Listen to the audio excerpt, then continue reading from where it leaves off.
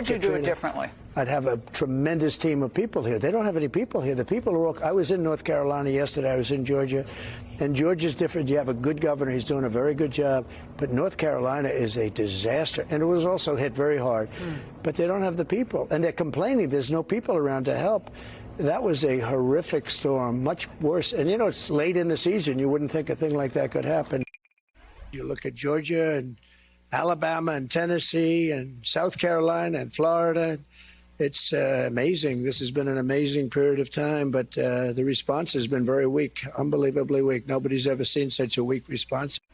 There's a lot of mis and disinformation being pushed out there by the former president about what is available, in particular to the survivors of Helene.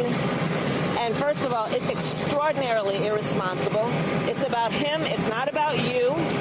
And the reality is that FEMA has so many resources that are available to folks who desperately need them. Vice President Kamala Harris yesterday responding to Donald Trump's repeated lies about the federal government's response to Hurricane Helene. Joining us now is North Carolina's Democratic Governor Roy Cooper. Governor, good morning. It's great to see you. I want to ask you, of course, about the suffering in your state, the damage in your state, some of those apocalyptic scenes. But I do just want to put it to you and have you address, because it is something that has permeated a little bit into some corners of this country, the idea that the administration, that FEMA is not doing enough. We've heard that rebutted by your Republican colleagues, the governor of Georgia, the governor of Tennessee, the Senator Thom Tillis from your state. What has the federal response been like in these last couple of weeks? It's been very good, Willie, and we're just keeping our heads down and making progress in response and recovery in Western North Carolina. There are thousands and thousands of local, state, and federal officials here on the ground. The FEMA administrator has been with me on the ground the entire time. She just went to Florida this morning, which is where she needs to go with Hurricane Milton coming. But we have almost 1,800 National Guard soldiers. We have almost 1,500 military soldiers from military bases. We have emergency personnel, FEMA personnel, local government response, emergency response people. It has been an amazing response to a catastrophic storm. But this swirling vortex of disinformation is beginning to affect people there on the ground. I had an officer come up to me and say, why are they saying we aren't doing anything? In fact, this is demoralizing to all of the people who are working so hard. Those first responders who went into people's homes and pulled them out of windows in swirling waters, people who are working around the clock to get oxygen bottles and insulin to people in the remote, rugged areas of the mountains, the people who are working to get the power back on. We've gone from 1 million to about 140,000 power outages, people who are working to restore communications and water systems. And you're also making some people wary of applying for aid and relief, because you have these crazy stories about FEMA coming in and taking people's land and stopping donations from coming in. And it's very frustrating when you're on the ground working hard every day. In fact, I'm going to leave here, go to the Emergency Operations Center, and head back out west again. But I'll tell you what, the people of Western North Carolina are resilient and determined and courageous, and we're going to be with them every step of the way as we recover from this catastrophic storm. We've never seen anything like it.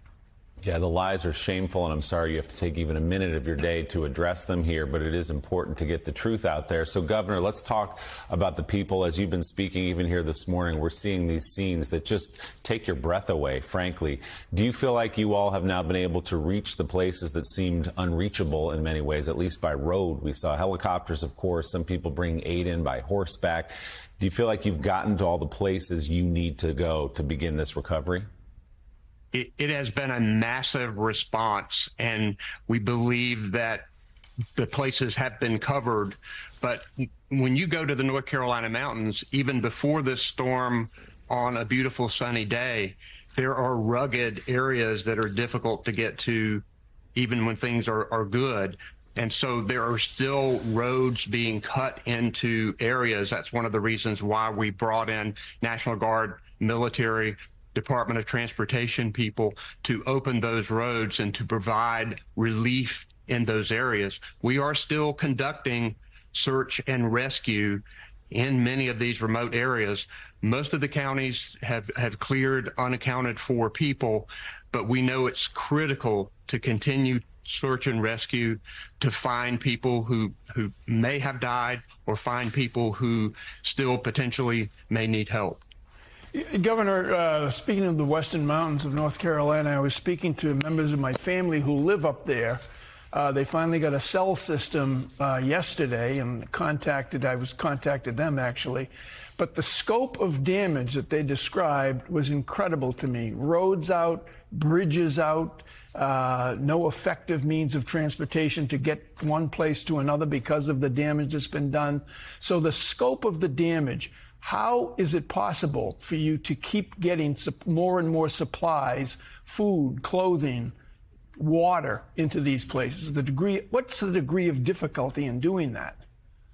Well, we have amazing Air Corps that's working closely. The National Guard and the military are working closely for helicopter support in and out of these communities, doing airdrops, people going through rough terrain, carrying supplies, making sure that they get there.